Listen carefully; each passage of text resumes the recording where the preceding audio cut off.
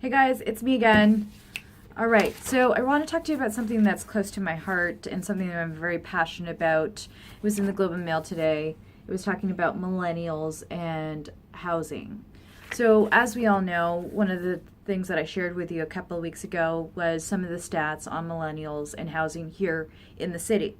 Now, the one thing that I can say about this article that it's too focused on Calgary, and which is great, that they see the niche, they see a need over there. Wonderful. However, I'm looking over here and saying, what are we doing about our housing situation in Toronto and for millennials, and not only millennials but further generations to come? Because when we think about something, we can't just think about one generation. We got to think about so many more generations that are either going to benefit or not benefit from these scenarios. So I had met with Glenn recently too, which I shared with you, and we were talking about the different types of housing out there. So of course we're still working on a plan and figuring out a piece that could help this. But one of the aspects that I want us to remember from this is, millennials are fast becoming political powerhouses, which is so true. Is what we're seeing with this movement, this growth, this change, evolution that's coming about us. Millennials are groups of people who are going to be very influential in terms of their thinking around housing affordability. They're already helping to shape public agenda. Their opinions matter.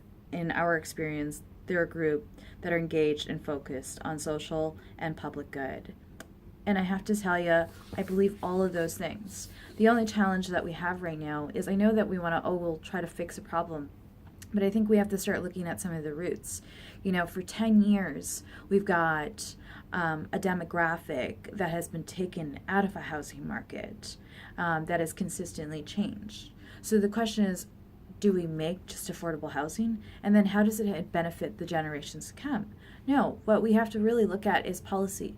What are we going to do that's going to allow these generations to be able to get into home buying, be able to afford home buying? Sure, and some of these generations are also like the millennial generations. There's a lot of people that make very good incomes and, still do not qualify. So what are we going to do? And we need to bring this more out there to all political aspects and really see what are we going to do about these generations, because the housing market can just be the existing.